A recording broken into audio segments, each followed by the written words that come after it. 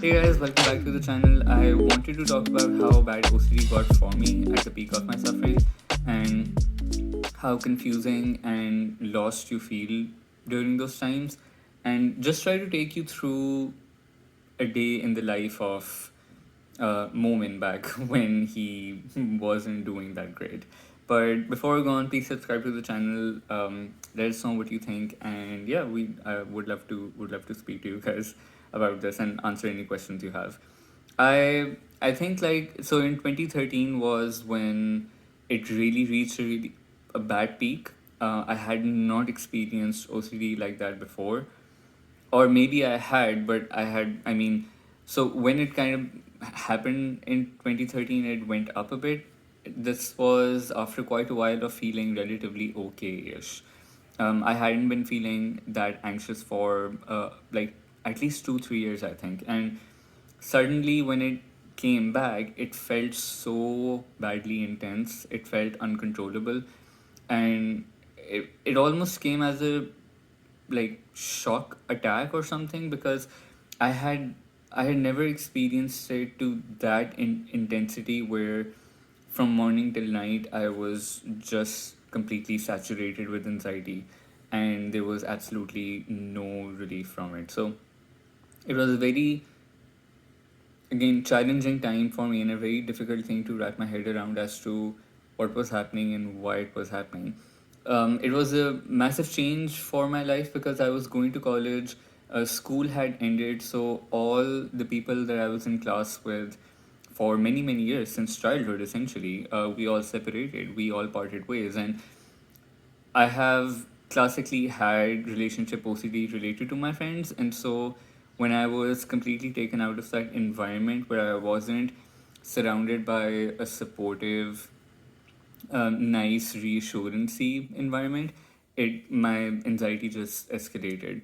My one of my brothers also went abroad to study, so at home, like, it was a completely different like shift in dynamic in terms of just like the day to day routine, and so I felt very very alone. I felt very uh, like lost, and it was again it was just a new chapter in life, when you're going to college, and it's just like it's a very strange time. You don't know what's next, you don't know where your feet are planted or where you're going and things like that, and there's so many things you're trying to figure out at the time. And so immediately my and during a time of changes, often when anxiety also kind of peaks, at times OCD tries to, it's a right time for OCD to come in and be like, hey, I'm here and you can't really escape me in that way.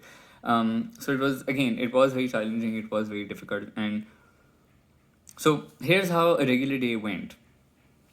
I woke up, and immediately mental compulsions automatically there.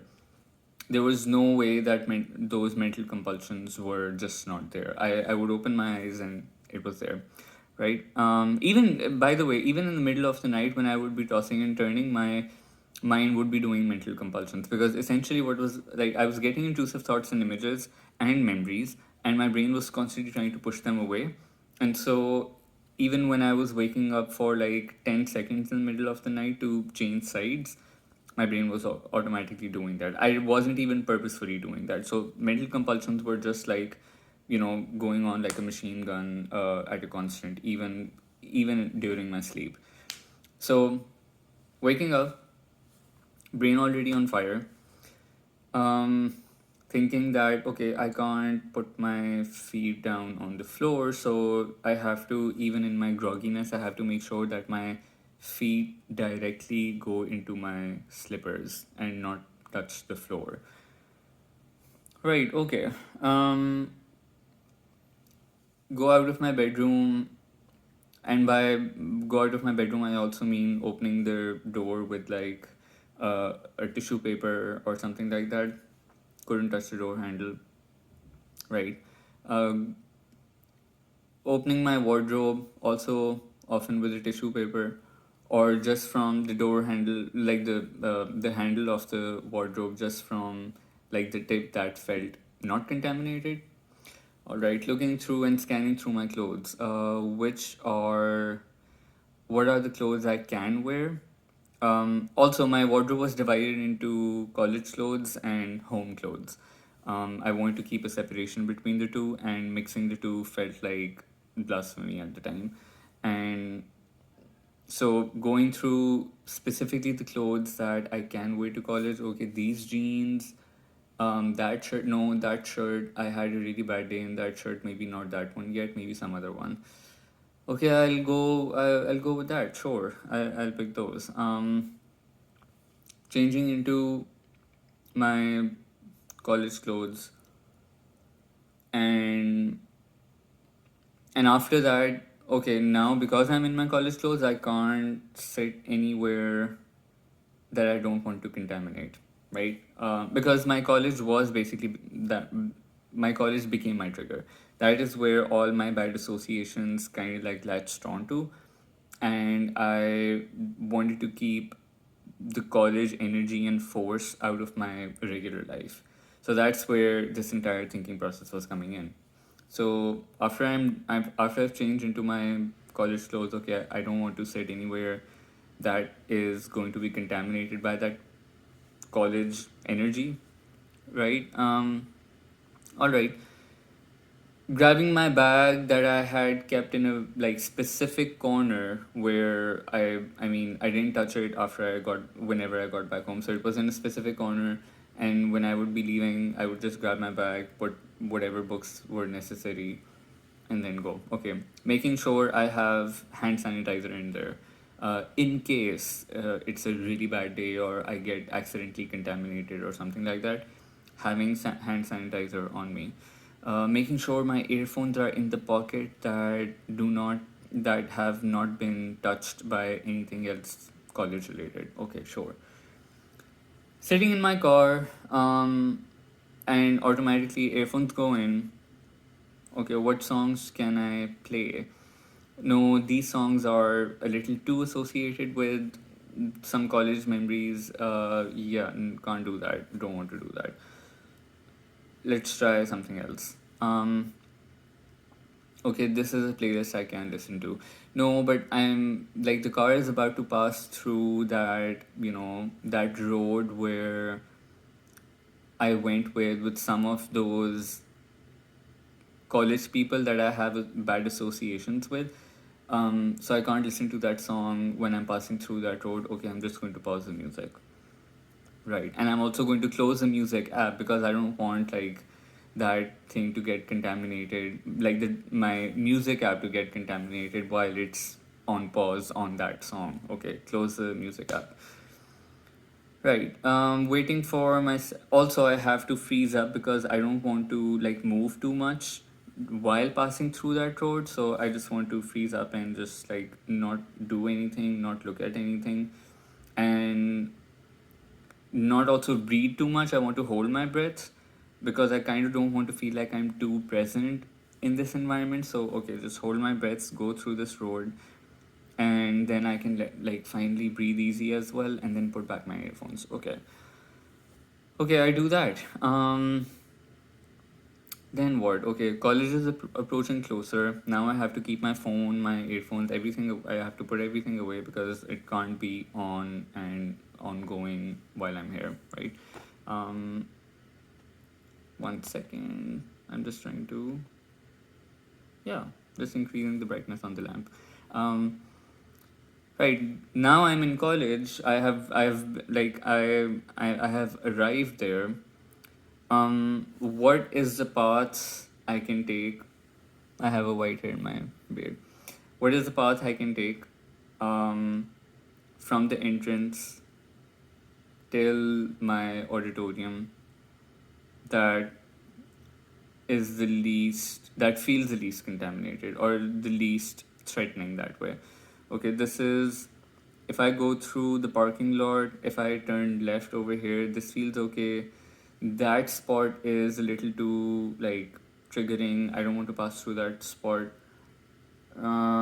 Okay, I'll go through there. Yeah, and somehow I'll reach the entrance without like the least blemishes or the least amount of anxiety, right? There will be anxiety. It was unavoidable, but it was at least the least amount of it. All right, I'll pass through it. I'll go in, and okay, now I'm in, like literally inside the campus. I've been through the parking lot. What's the path I can take to the auditorium that is the least triggering? Because that path is where those people pass through. I can't go over there, so maybe I'll take this alternate route. It's a longer route, but I'll have to take it because I can't go through that one. Okay, I'll go through the other one. I take that, I go to the auditorium. Okay, waiting for someone to show up who is going to open the door for me. Or who's going to open the door, and then I'm going to keep it open with my foot because I don't want to touch the door, and then it'll be easy for me to go in. But somebody has to come and open it. I can't do it on my own. Or I don't have tissue papers to open it, so and it's just too inconvenient. So let's wait for a friend to come over or something to just open that. Or if a friend is inside, maybe okay, let me call them and let me ask them to open the door for me. Right.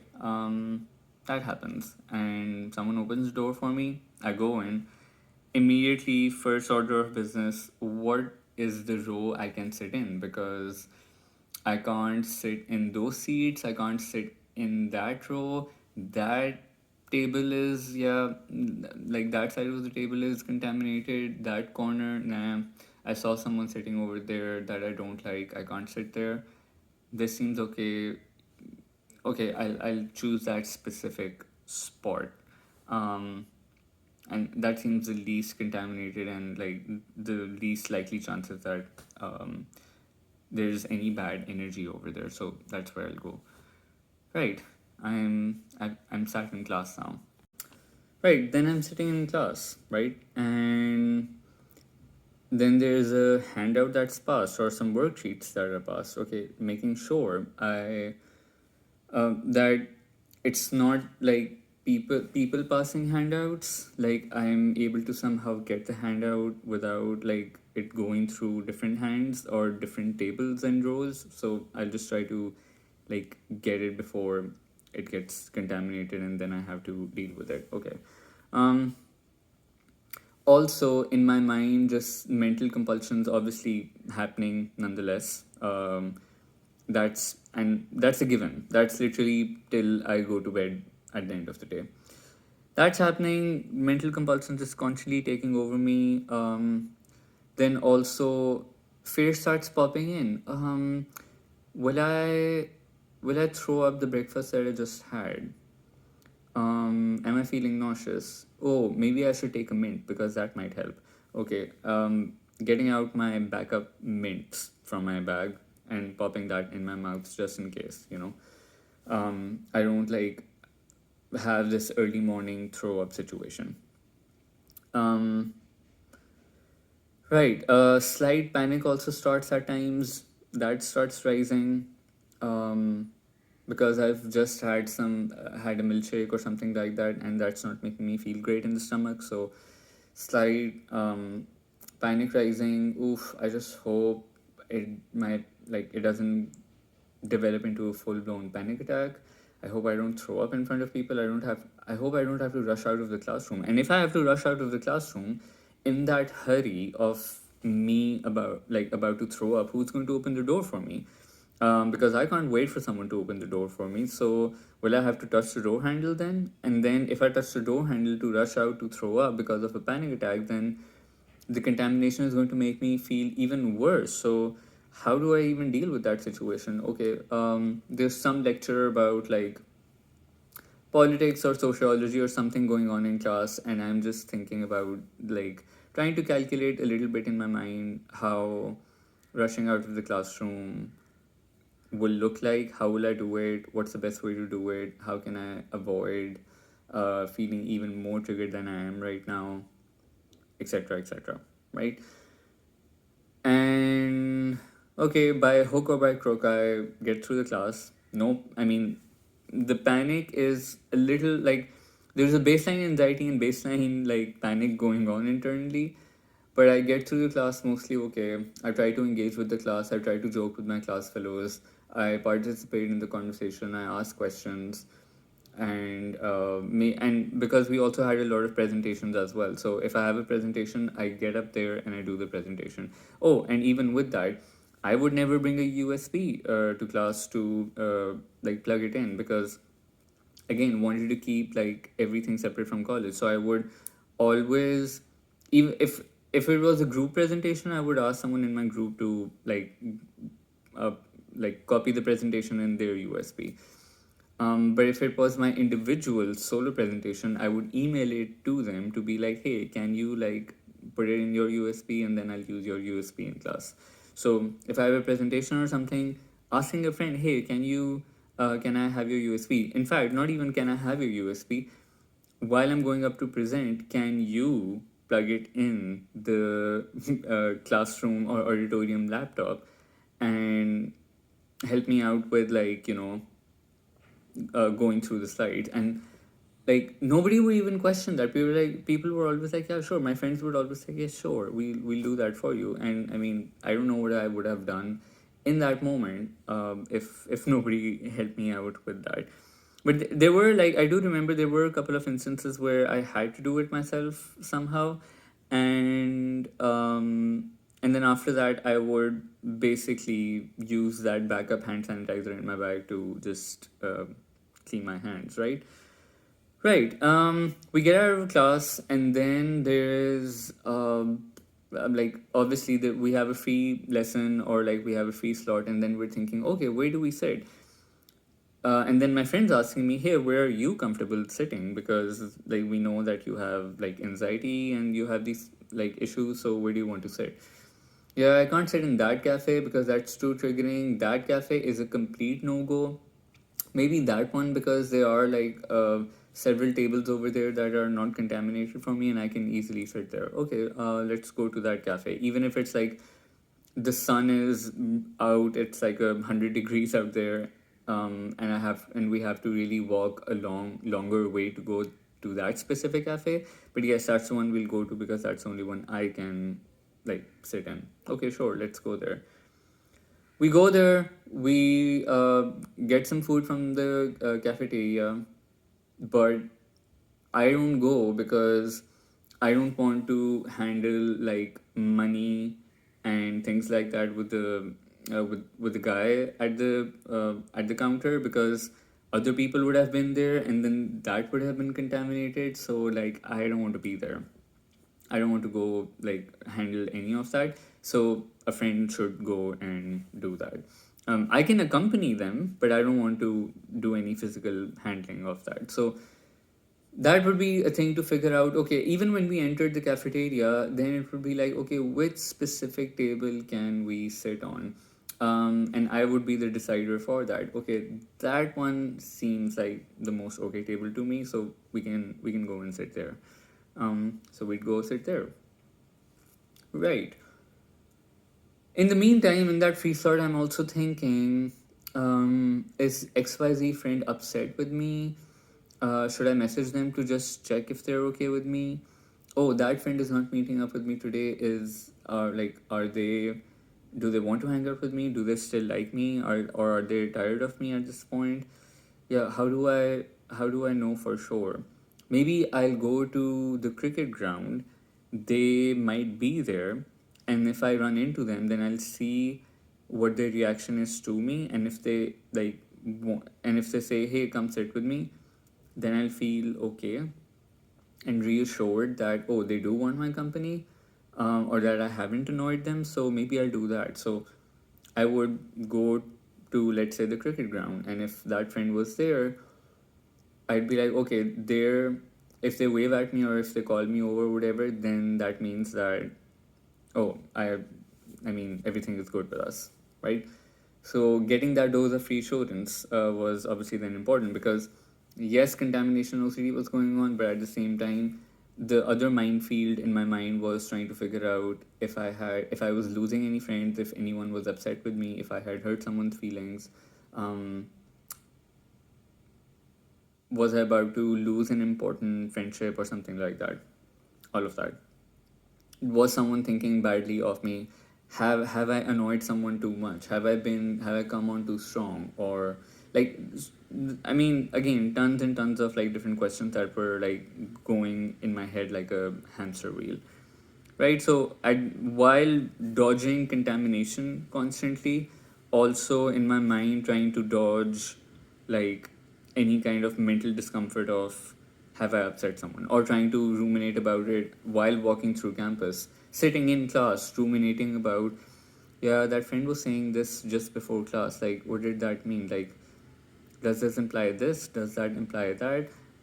Does that mean that they would want to hang out with me after this, or would they not? Like, I don't know. Like, or should I ask? No, I don't want to ask them, because then that'll put them on the spot. I want them to offer to hang out themselves. So I'll just wait for them. And then should I call my car? Um, should I call my car if I'm not hanging out with them? No, I need to know for sure, because if I'm hanging out with them, then I won't call my car from home. Why? Like, how do I figure this out? I need to figure this out.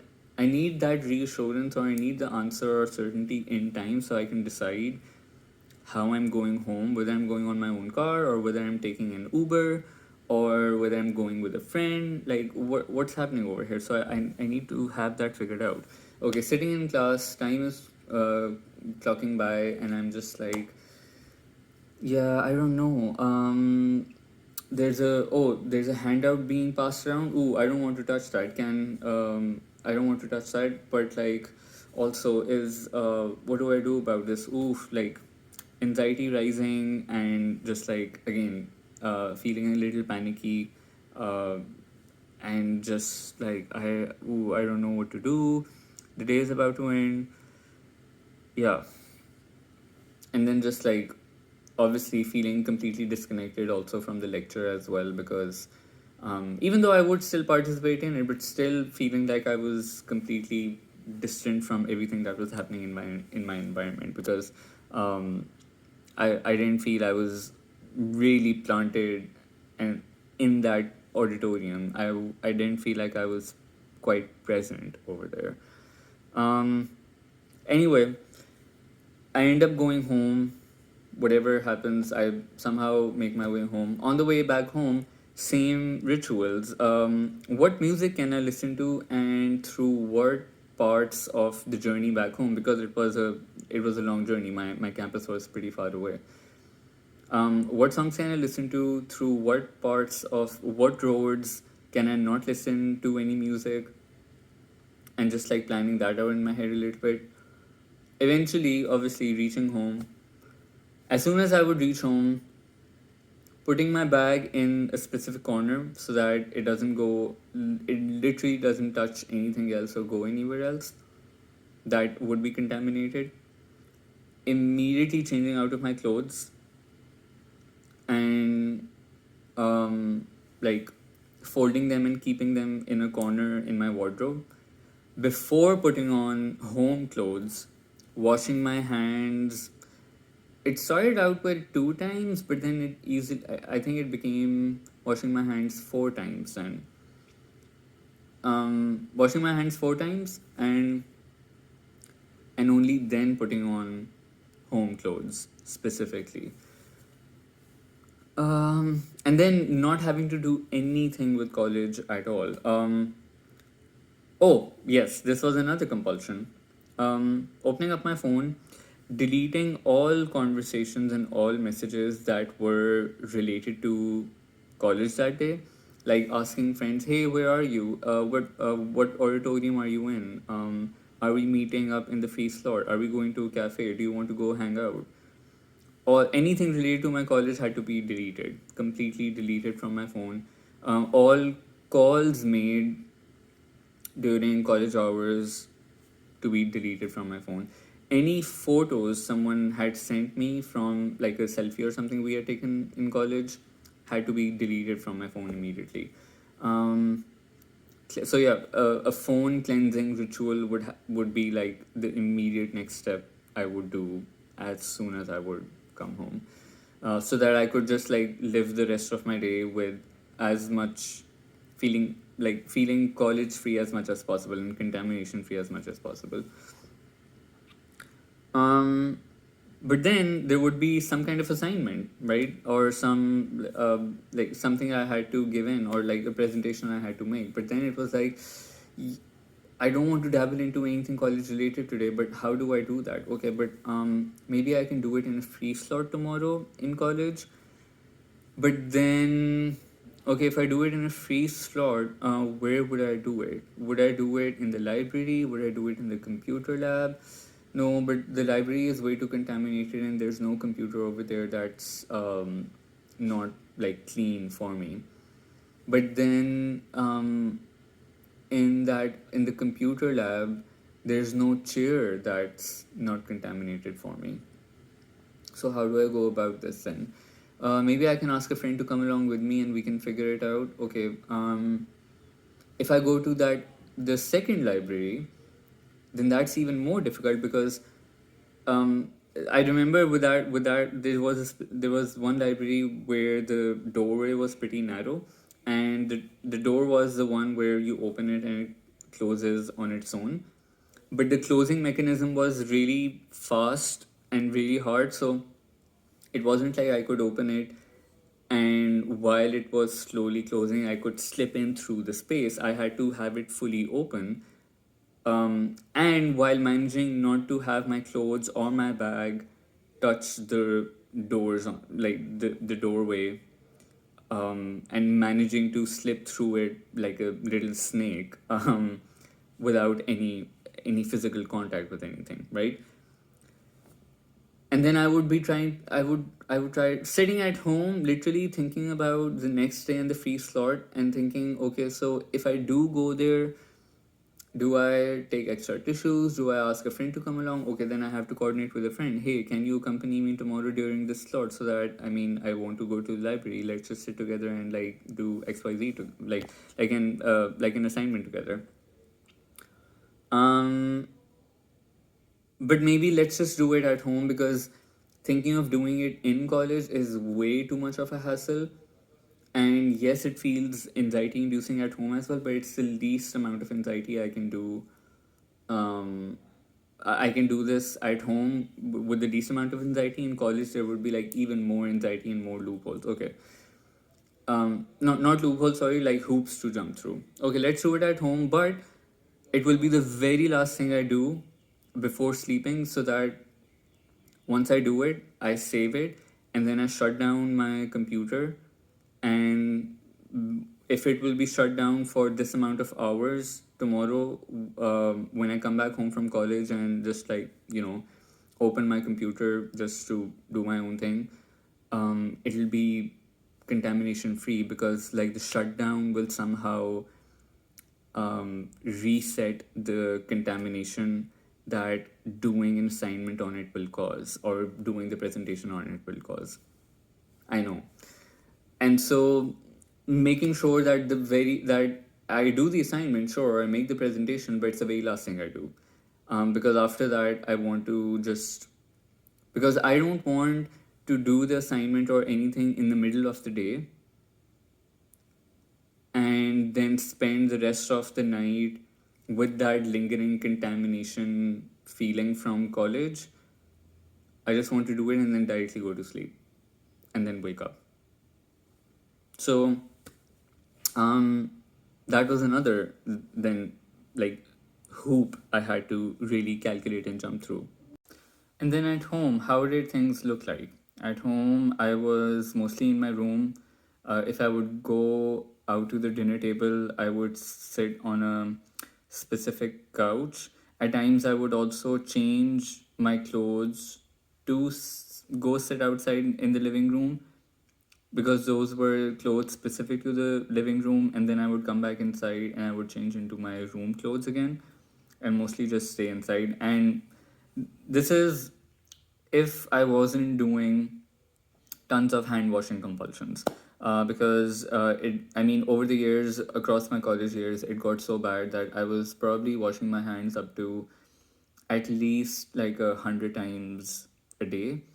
And it was just like constant water flowing, standing over the sink, it was almost like autopilot. I couldn't even control myself. I couldn't even control my body doing it. It was just like washing, trying to make sure that everything was not that contaminated. Then, while doing those compulsions, mentally also not trying to think of the important people in my life, because somehow it felt like if I think of important people during a contamination compulsion, therefore somehow my those friendships or those bonds would also get infected or contaminated, and therefore I would lose those people. So that's where contamination and relationship OCD kind of overlap for me. And then I would be stuck forever with that guilt and regret, and I would all like constantly be this miserable and sad, and I would feel like there's this void in my life that is missing of that person. And that's where fear came in, of course, right? So that was just like layer upon layer upon layer upon layer of just going through like a minefield. And this is just one day I'm telling you about. This was every single day for 5, 6, 7 years maybe. Um, and this is the period I'm telling you about in my adulthood. In my early teens, I went through separate intense years of really bad OCD as well. Um, it was only, I think, from the age of 16 till 18 where I mean, it was still there. Now looking back, I realize it was very, very present because reassurance seeking was very constant with my friends. Nevertheless, it was overall, I felt I was in a really good place in my life. So from 13 till 16, quite terrible. And then 18 till 27, super terrible, really terrible. Like I mean it was really bad on a daily basis, just like I and this is just one average day that I'm telling you about, which had like the least amount of this was the most convenient day, by the way. This is the most amount of convenience I had through those days. The bad days were obviously just like out of control. They were really out of control. And sometimes there would be bad days stringed together. So if my regular day was bad, as I just ran you through one whole day, imagine what like the really bad days would look like. Because I would just be tortured inside with like so much anxiety. And then meant intrusive thoughts felt like there was like constant explosions happening in my brain that I could not stop. I would try to stop them, but obviously they wouldn't work. And it would completely drain me out of energy. On a daily basis, I had very minimal energy in my body. I didn't have any push to do anything. I didn't want to go anywhere. There were like, I mean, I don't know if it was depression. I mean, I can't really call it, there's no short way for me to call it that, but there were certainly depressive episodes because I would be emotionally numb, just like not feeling really anything, feeling like no drive, no passion, no interest in life at all, just like getting through day-to-day things with the bare minimum. That's about it. Constantly feeling also not that great sleep, because even in my sleep my mind was essentially at work. I was tossing and turning during the night. I wouldn't get sleep till like I don't know, like 1 or 2 a.m. often, and then I had to be up in the morning at like 7 to go to college again. So it was a there were a lot of those different kinds of challenges, physical, emotional, mental, like on every single level, because all my fears, um, especially contamination OCD, relationship OCD, moral scrupulosity was a big one, fear. All these elements were at play literally every second of every day.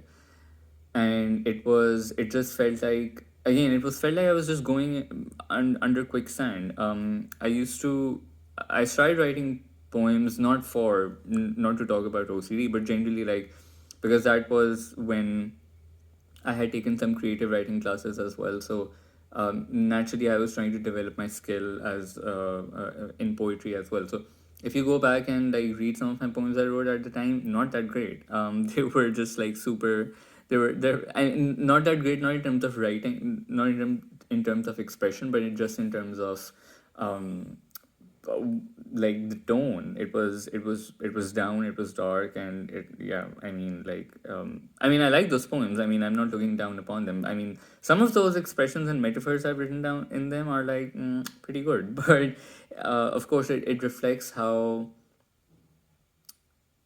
disturbed of a mindset I was in. It was, yeah, it was not great.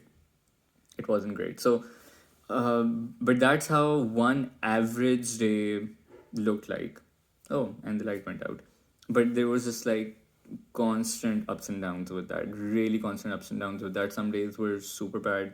Some days were kind of all right. And there were very rare days when I would actually feel quite good, quite happy. But those were rare. Those were sporadic. I mean, those they weren't completely absent.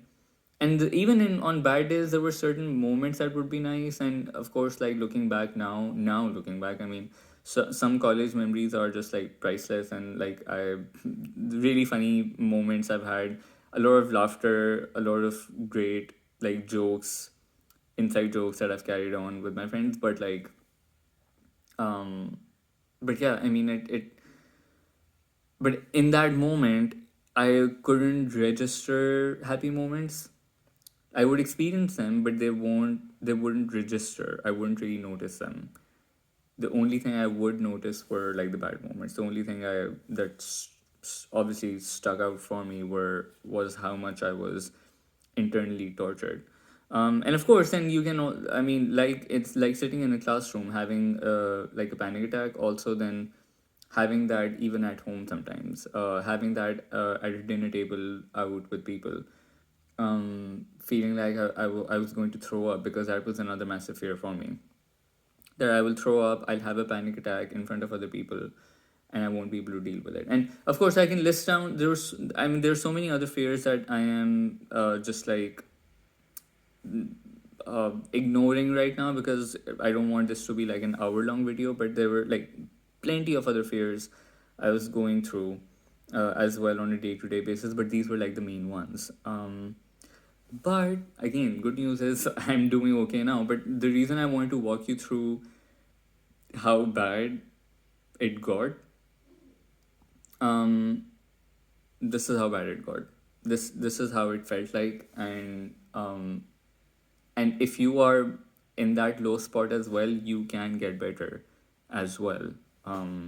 If you start taking the steps. I know it's difficult to say, easier said than done for sure, but that's where you start. You take one step, and that's where you can start really paving the way forward for yourself.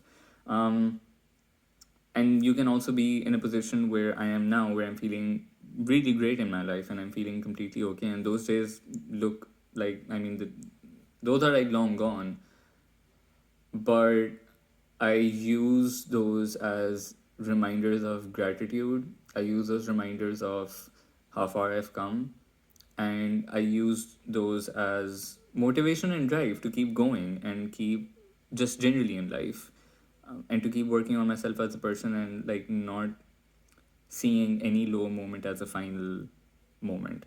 That's a very important thing. Not seeing any low moment as like the absolute final moment.